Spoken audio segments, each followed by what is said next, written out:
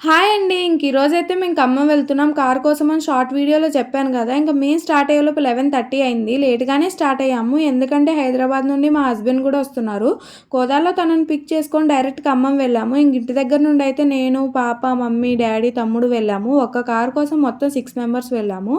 షోరూమ్‌కి వెళ్ళగానే ముందు మేము తీసుకునే కారే కనిపించింది. బావుంది ఇది మనదా కాదా అని డౌట్‌తో లోపలికి వెళ్ళాము. వెళ్ళగానే చాయ్, వాటర్ ఇచ్చారు. మేము తాగేలోపు అదే కారు లోపలికి తెచ్చి రెడీగా ఉంచారు. వెంటనే వెళ్ళి ఎలా ఉంది ఏంటని మొత్తం చూస్తున్నారు. వాళ్ళు వెళ్ళగానే మేము వీడియోస్, ఫొటోస్ తీసుకోవడం స్టార్ట్ చేశాము. కార్ అయితే చాలా బాగుంది. కాస్ట్ ఎంత పడింది అనేది మీరే గెస్ చేసి కమెంట్ చేయండి. కొంచెం ఎక్కువగానే పడింది. కాకపోతే ఒక్కసారి మంచిది తీసుకుంటే కొంచెం లైఫ్ టైం ఎక్కువ ఉంటుంది కదా, తర్వాత కొంటామో లేదో అన్నట్టు ఆలోచించి మంచిది తీసుకున్నారనమాట మా డాడీ అయితే. 1 ఇయర్ నుండి అనుకుంటున్నారు మా డాడీ కార్ తీసుకోవాలని చెప్పి. ఇంతకుముందు ఒక చిన్న కార్ ఉండేది i10, అది కొంచెం రిపేర్స్ ఎక్కువ వస్తున్నాయి.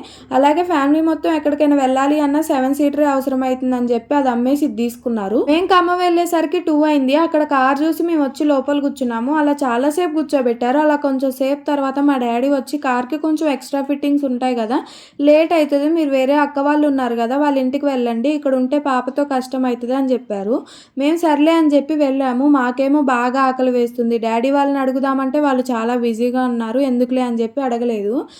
అక్క వాళ్ళ ఇంటికి వెళ్ళాక అక్క ఫాస్ట్గా రైస్ పెట్టి కర్రీ చేస్తే లంచ్ అక్కడే చేసాము. అంతా అయ్యాక ఈవినింగ్ రమ్మని కాల్ చేశారు. అప్పటికి టైం అయితే దగ్గర 7 అయింది.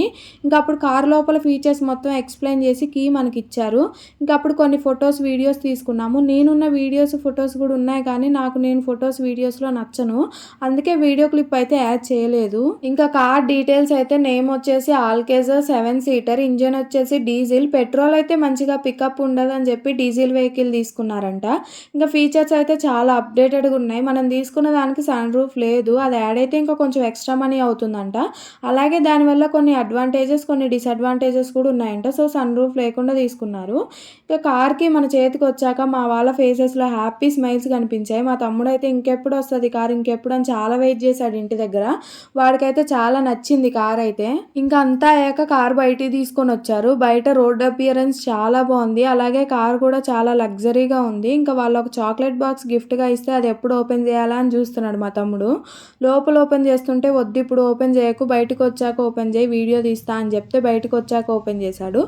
అందరం ఒక్కొక్కటి తీసుకొని తిన్నాము. అలాగే కార్కి కూడా ఒకసారి కవర్ తీసుకుందాం, బయట కొనేసరికి ఎప్పుడవుతుందో అని చెప్పి తీసుకున్నారు. ఈ కార్ కోసమే మా డాడీ ఇంటి ముందు కూడా షెడ్ వేయించాడు, కొత్త కార్ ఎండలో ఎందుకని చెప్పి. మేము అక్కడ నుండి స్టార్ట్ అయ్యేలోపు 8:30 అయింది. లేట్ అయింది, ఆకలి అవుతుందని చెప్పి వెళ్తూ మురళీ ధాబాకి వెళ్ళాము. ఇందులో ఫుడ్ అయితే చాలా బాగుంటుంది, నాకు చాలా ఇష్టం. అక్కడ తిన్నాక ఎక్కడైనా నాకు పెద్దగా నచ్చదు. నేను ఇంటర్ కాలేజ్ ఇక్కడ చదివినప్పుడు ప్రతి సండే ఖచ్చితంగా ఈ ధాబాకి వెళ్ళేవాళ్ళం. ఇప్పుడు కూడా ఈ సైడ్ నుండి వస్తూ పోతూ ఖచ్చితంగా తింటాం. ఇప్పుడు దీన్ని రీమోడల్ చేశారు. మేమైతే ఇక్కడ పుల్కా తిని ఇంటికి వెళ్ళాక ఆకలి అవుతుందేమో అని చెప్పి బిర్యానీ, కర్డ్ రైస్ అయితే తీసుకొని వెళ్ళాము. అదే అండి ఈరోజు వ్లాగ్ అయితే. నచ్చితే లైక్, షేర్ అండ్ సబ్స్క్రైబ్ చేసుకోండి. Thank you for watching. Bye bye.